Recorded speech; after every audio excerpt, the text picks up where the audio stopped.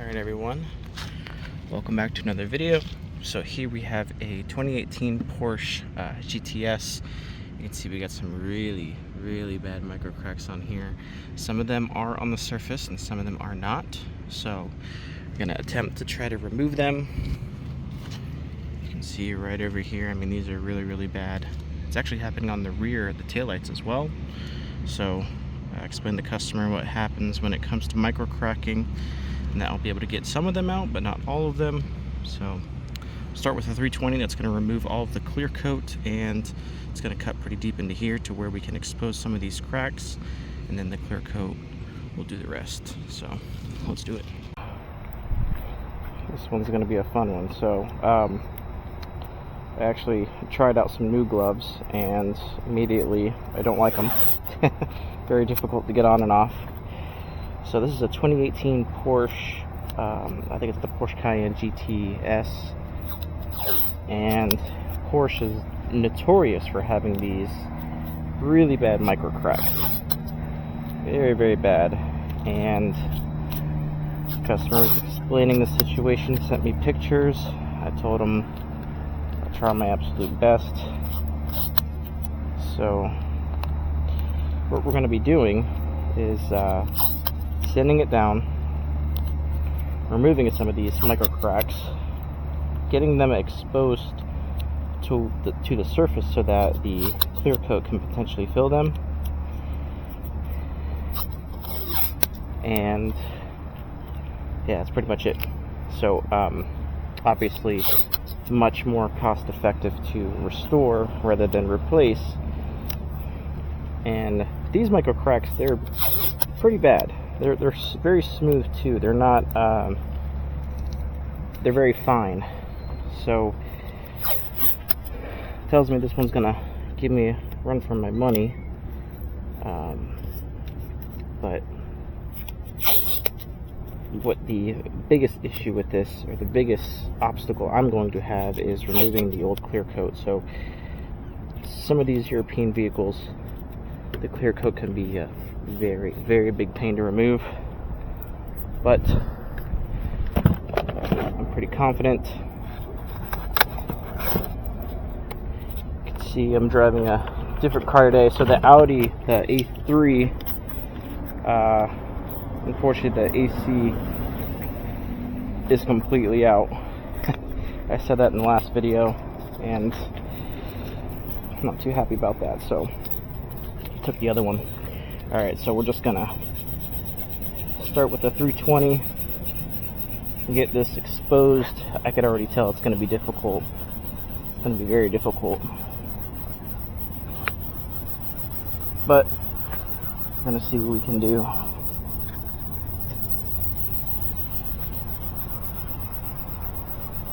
This one's gonna be definitely a run for my money on this one. But so anytime you are sanding, you can see how smooth it is. It gives you kind of a rough idea on how well it's gonna work with you.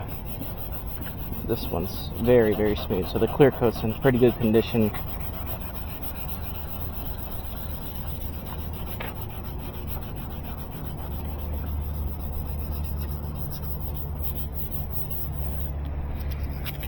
Clear coat's in very good condition. So definitely going to be on the difficult side, but not impossible.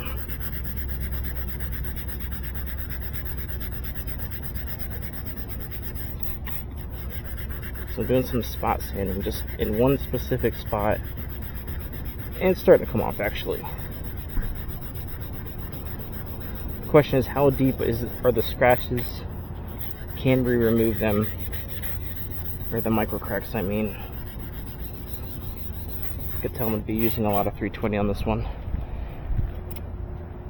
But that's the name of the game. Got to get those cracks exposed. So I'm going to use a little less water on this.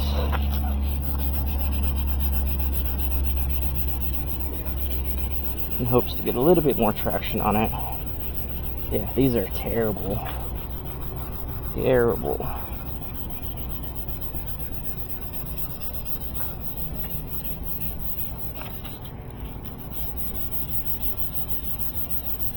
But the clear is coming off.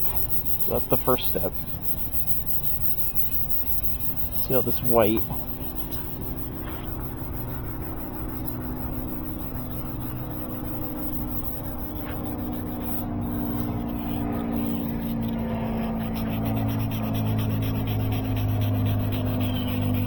At least they're not stress cracks.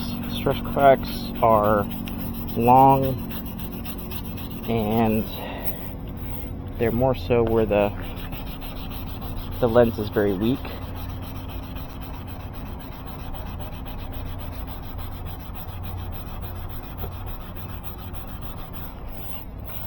Yeah, this one's super bad. I mean, they're not even close to the surface. This one might be a bust, guys.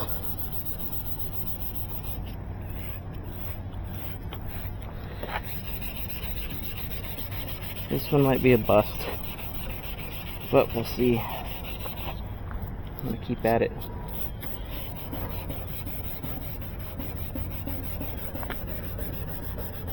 Unfortunately, with microcracking, unless they're on the surface, I mean, you can cut kind of deep into the lens and try to expose them, which is what we're doing here, but any other situation where it's really bad, there's nothing you can do.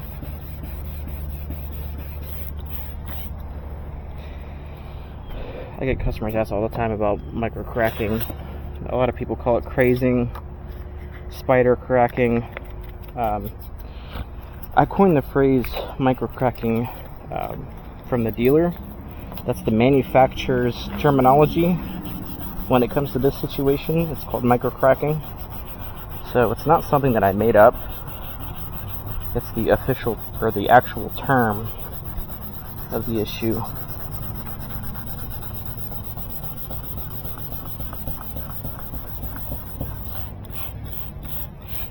Man, these are bad. They're definitely the worst I've ever seen.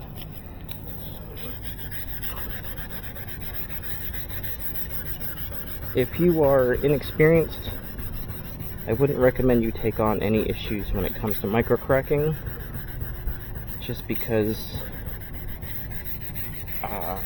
you might not know exactly what to do. And the last thing you want to do is bite off something that you something you can't chew. So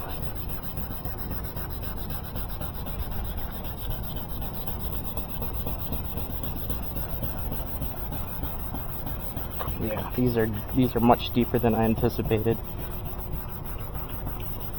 So I might not even do the other side. Just gonna be straightforward with them. So for this particular customer, I quoted him $250, just because microcracking is much more of a pain and just be super difficult.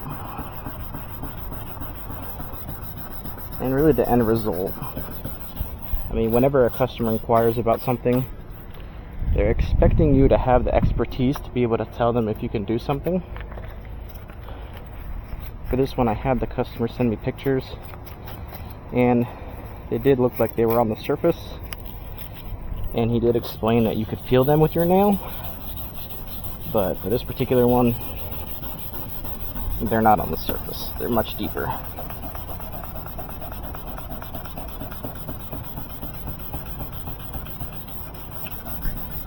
Much deeper.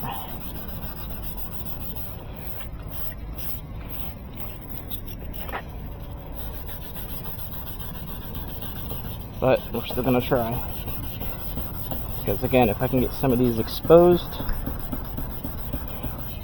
I might be able to help them out with it.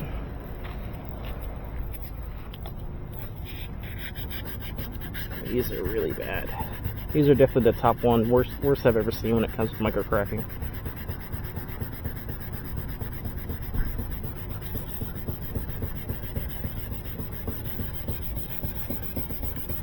And then he's actually got it on the rear end.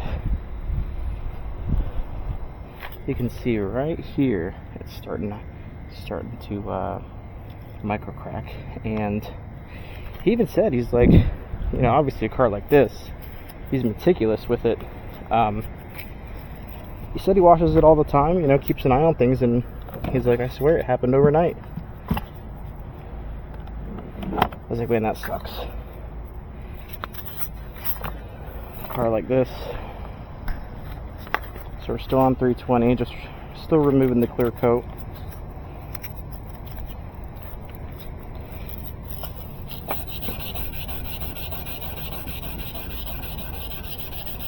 Now you can see, compared to when I first started, it's not, the sandpaper's not just gliding across it, it's actually cutting into the headlight at this point, so that's good.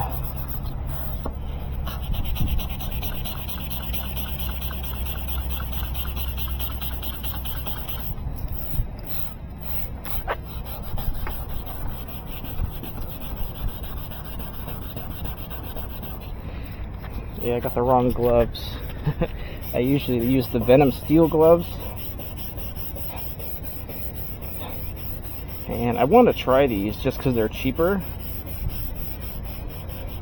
Because the Venom steel gloves are a little on the pricey side, but they're very high quality.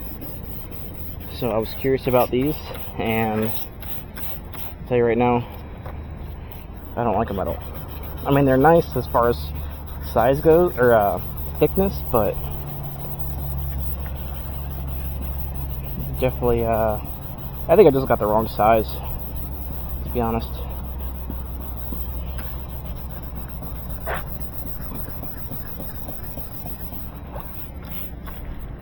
I'm running through 320 like there's no tomorrow. Yeah, I just got the wrong size. Right there. Let's see, size large. I guess I got some bigger hands. But yeah, they're very, very difficult to get on. I had to blow them up like a balloon.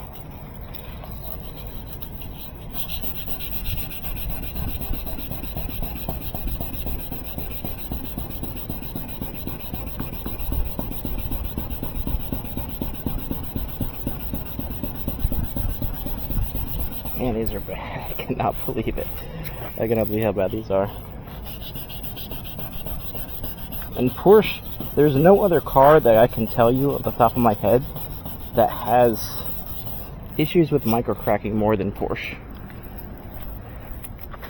Like, it's so common that I'm beginning to think that it's a manufacturer issue.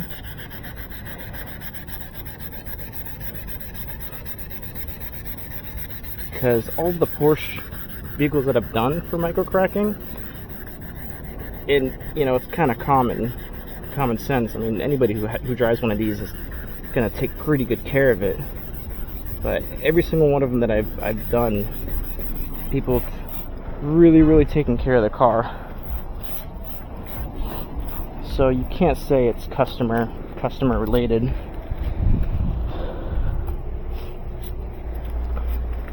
Definitely not fault of the customers.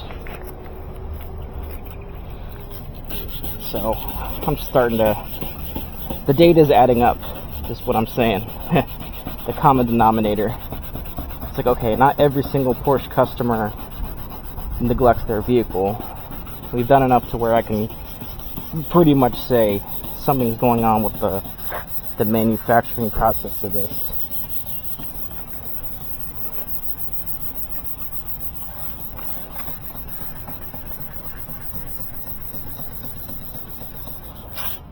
Because, man, I would hate to spend, you know, 100 grand on a Porsche and have this kind of issue. I would not be happy.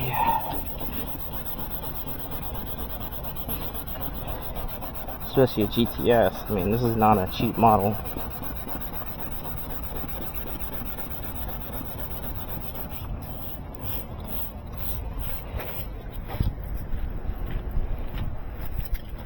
So once the clear coat and everything is completely removed, we'll cut a little bit deeper into this top area right here. Try to see if we can get some of those exposed more. Because again, when it comes to microcracking, it happens in layers. It's not just like all on one layer. Some of them are on the surface, some of them are deeper in the lens.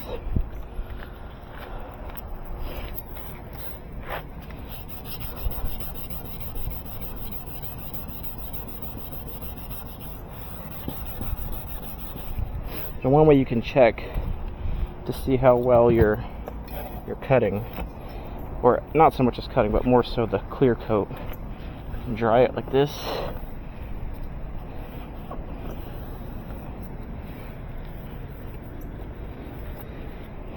And then try a little bit more. So if you are new to it, new to the strategy or this method, well, actually not this method, just sanding in general, you can see right here, this is all the bare headlight. Clear coat is gone right here, but you can see right here, and again, I don't know how well you can see based on the sun, but you can see how it's clear right here and then milky right here. So that means you still have a lot of clear coat to remove. Now, it is imperative that, and again, doesn't matter what method you're doing. If you're doing the McGuire's, the 2K clear, whatever it is, which I don't recommend 2K clear, but no matter what method you're doing, you have to make sure all that clear coat is gone. Because if not, you're going to see it's going to look like crap when you restore it.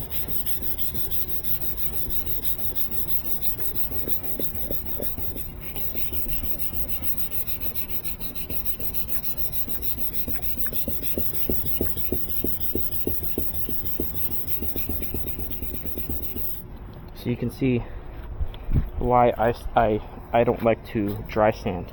See how this is getting caked up on here? The friction from the sandpaper on the headlight, it lessens and lessens the more you dry sand.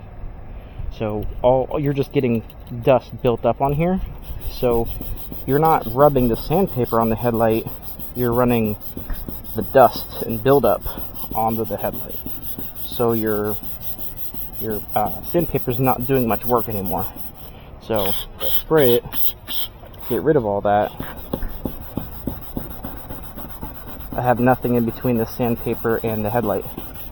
This is why in some cases, if you're dry sanding, you're using a ton of different discs, a bunch of different sanding discs, because it's caked up, it's getting built up. Now, yeah, you can rub it away, but if you're dry sanding, it's just going to come back in a split second the moment you start sanding again. So, in my opinion, it's not worth it. So, that's another reason why I wet sand. There's constant friction, or there's constant contact between the raw sandpaper and the headlight. There's nothing in between.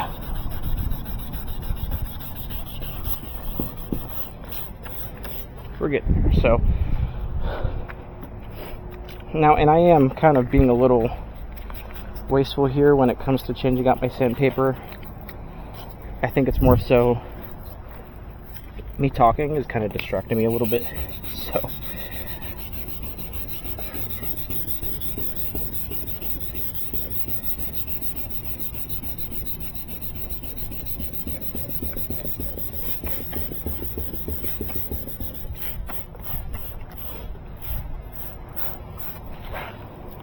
so you can see we're missing a little bit right here. Yeah, we're probably just gonna do this one because I don't think we're gonna get a good result out of it. Might be the first time I've done a headlight job that I couldn't restore. But I don't know, we'll see. Again, this is all very microscopic work. So if I can expose those cracks a little bit, still might be able to get a good result.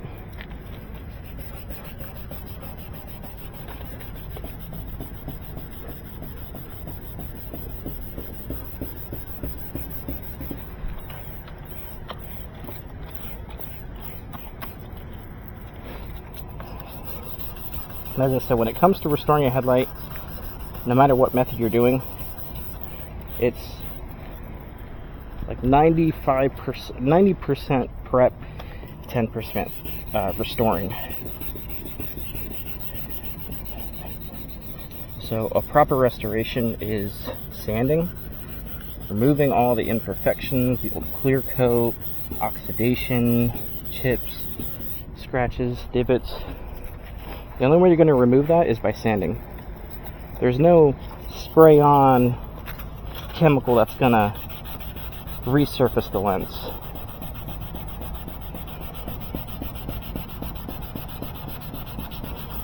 So that's why no matter what you do, somebody says, oh, just spray this chemical on there and it'll clear it up or whatever. It's false. 100% false. No clear coat is going to, or no solvent or chemical is going to remove a scratch.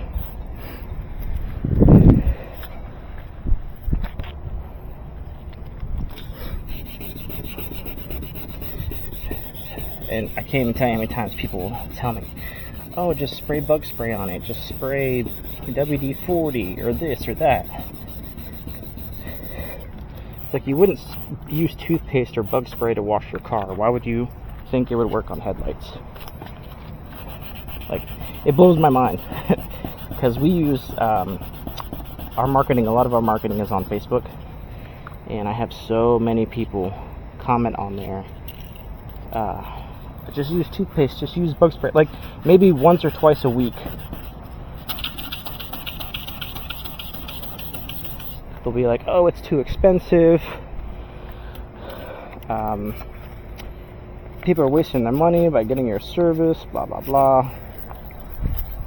It's like, that's relative. It's too expensive for you. And you'll get that a lot if you are venturing into this business. People commenting or saying, just use bug spray, just use toothpaste. Like, come on, man. Commenting on my post.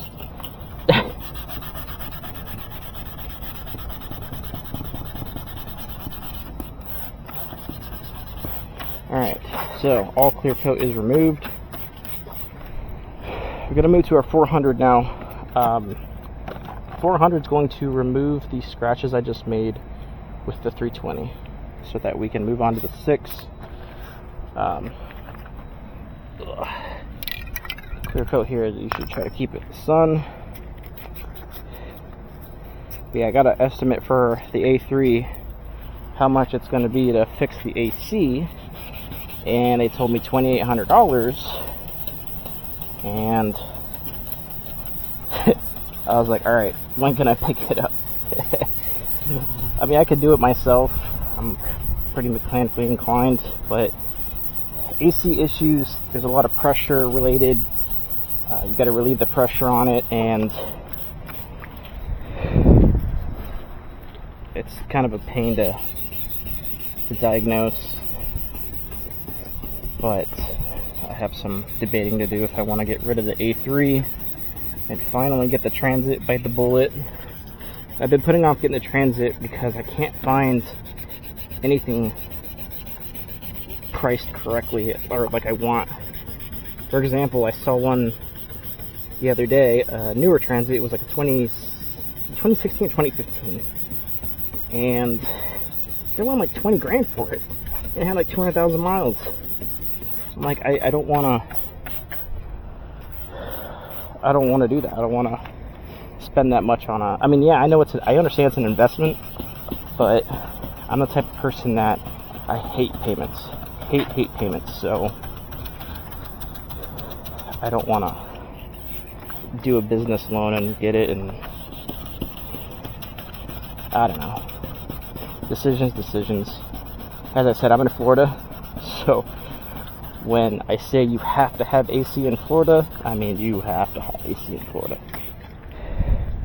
Like right now, it is 92 degrees. No, I think it's 76. I think that's the high of 92.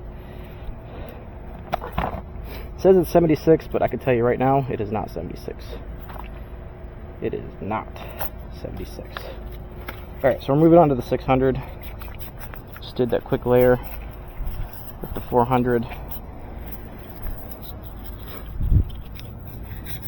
Yeah, there's these are too bad, unfortunately.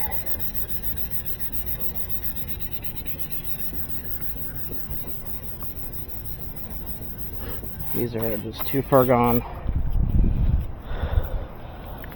So I'll just explain to him, say, hey, listen, I tried my best, but these are too deep. And again, some of them are exposed, I can see. Man.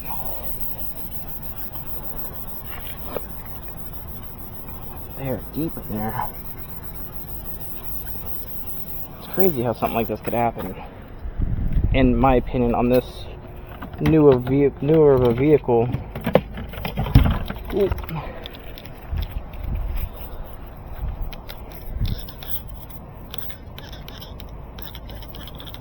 I forgot to tell you guys, so as some of you know, I have a location at the flea market that does pretty well.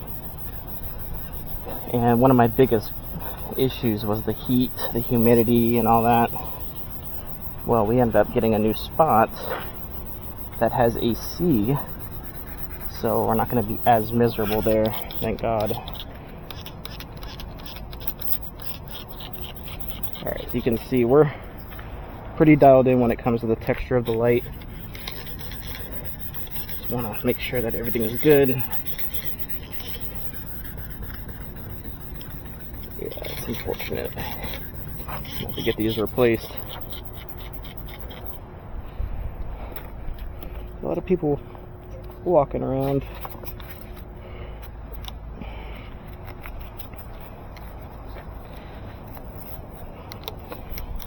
So you might be wondering, well, why is he posting this video if it's not a restoration, if it's not a good restoration? Well, as I said, I try to be as transparent as I can with you guys on this, if you are venturing into this business, because I want you to succeed. And if I can show you the issues that I deal with, as somebody who's been doing this for a very long time, since 2019, I can hopefully prevent you guys from running into a lot of issues.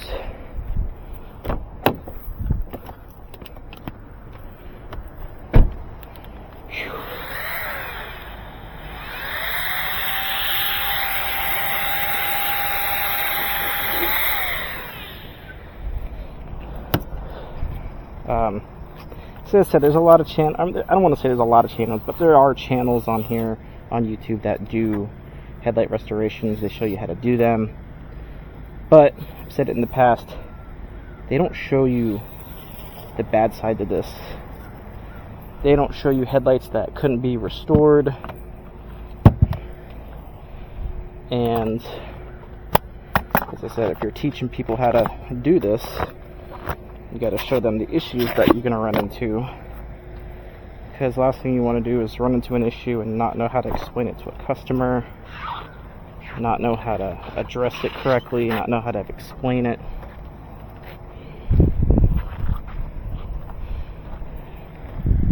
So, microcracking is unfortunately not one of those, I don't want to say so strongly that you can't restore them, because I have had situations where the headlight, the microcracks on the surface, and they're restorable. So it's really me kind of explaining how you can identify if it is restorable.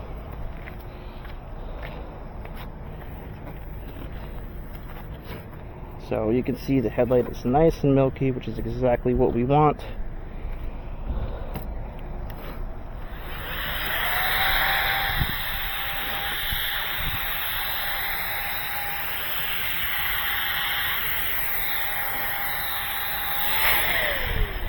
One of my comments was, actually, I want to start doing a comment of the week or whatever segment. I was rambling, so I haven't really got to it, but one of the questions that I get asked is about insurance. If I have insurance, and I do, I have insurance. Liability insurance. I am an LLC. And anytime you're working on somebody's property,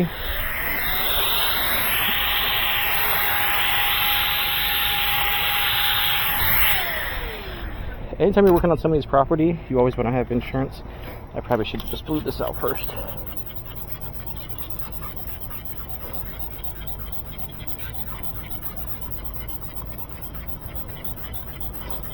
Anytime you're working on somebody's property, you want to have insurance. That is my professional opinion.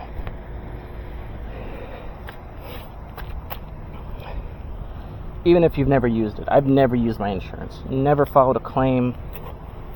Never. But I still have it. Some would say it's a scam. I would partially agree to that, because I'm paying for nothing. But I know what'll happen. If I cancel it, I'm gonna need it. So that's probably not true.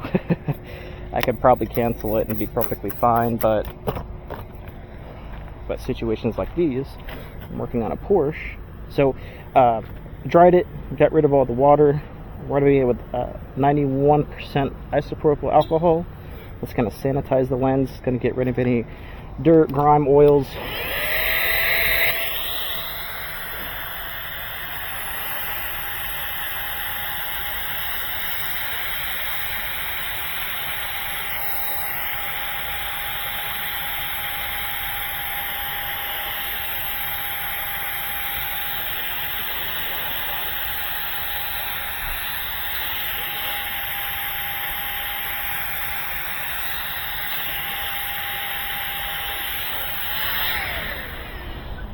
I always stress to you guys, always make sure that the last stage you do is this.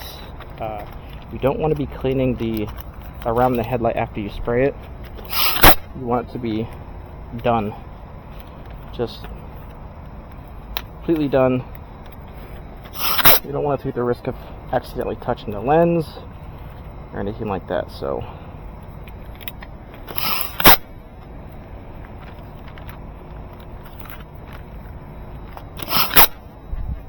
make sure this is the last step. And I think I said it in maybe like 2 videos ago, make sure that you wipe the sweat off your head too whenever you're when you're doing this, because right now I am sweating a lot. Sorry. Make sure the camera's good. Anyway, right now I'm sweating a lot, and I don't want to have to redo a lens because you sprayed it and you got a drip of sweat on the lens, the freshly coated lens. Dumb stuff like that.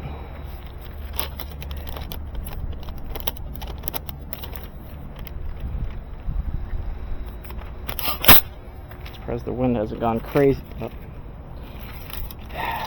Never mind. Never mind.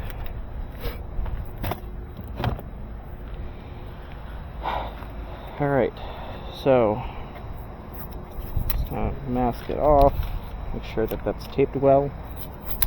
Sometimes customers will have a really good wax on their vehicle and it's kind of hard to tape. I would just get a rag and put it on there, just rest it on the paper.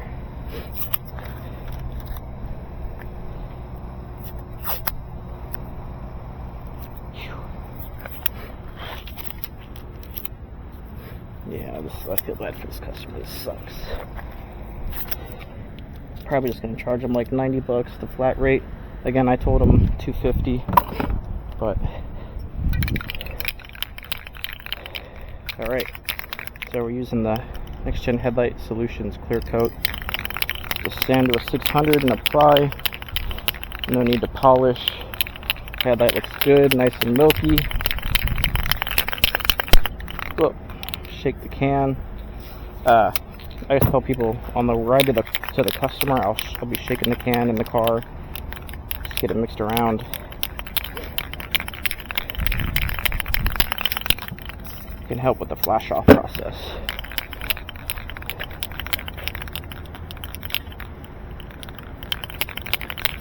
As I said, it's very humid out right now, so I can tell you right now there's going to be some flash off. And I'll go with my coffee. Oh, scared. So this is one restoration that not able to fix,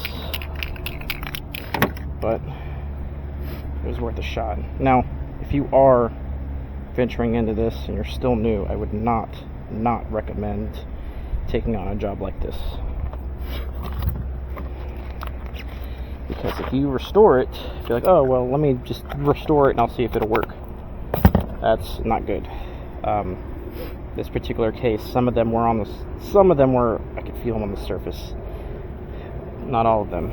So unfortunately, I'm going to apply this clear coat and it's not going to look too much better, but look better, not too much better. But this one, you can see it's really bad over here on the top. And you could actually see very, very faintly. I don't know how well you can see it, but this headlight has two panes. There's one right here on the top, and then I can see micro cracks on another lens is what it looks like. This is strange. Because I'm looking at it from an angle. So it looks like there's like two panes to this. Actually, never mind. I'll take that back. It's an optical illusion because you can see there's a crack right here, and then underneath it, it's in the same exact spot. So that tells me that it's not actually two panes. It's just an optical illusion, and it makes it look 10 times worse when it looks like there's two layers. Damn, what a shame. What a shame. Alright. So I'm gonna move the camera here just because I don't want it to be in my way.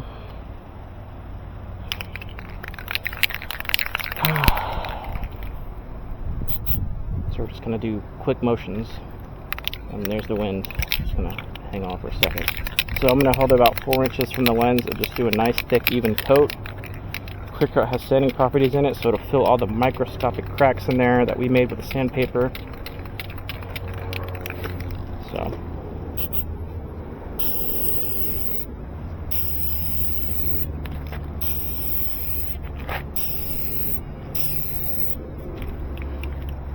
yeah, lots of flash off. Lots of flash off. And not much better. So fortunately that microcracking is just as bad. You could argue the fact that I might not even charge him for it, but man, that sucks.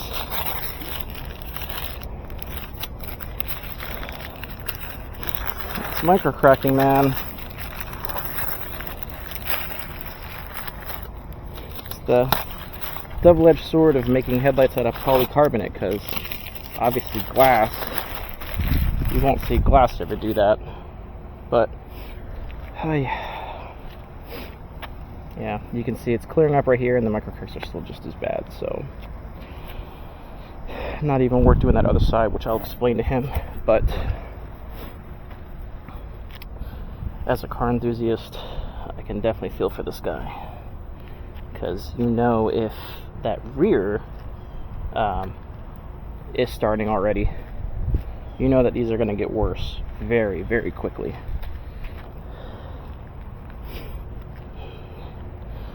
And as I said, I'm a car nut too, so that's why when he hit me up, he's like, hey, can you help me out with this? I'm like, dude, I would love to help you out with this. And probably didn't mention this yet, but this customer is about an hour and a half from where we're based out of, so it's quite the drive. Again, pictures, looks like it's on the surface, but fortunately it's not, so I'm not even going to bother doing this one. We're just going to get the same result. So, alright guys, I hope this video was helpful for you in your ventures, understanding the process of microcracking and how it works, and if you can or cannot address it. So in the future, what you could do prior to you either showing up or prior to you restoring, is rubbing your hand over it and seeing if you can feel it. And then if you can feel the microcracking on the surface, yes, you can restore it. If it's smooth as glass, don't even bother. So if it's smooth as glass, haul ass. That'll be the term. Alright guys, thank you so much for the support. Thank you for watching. See you in the next one.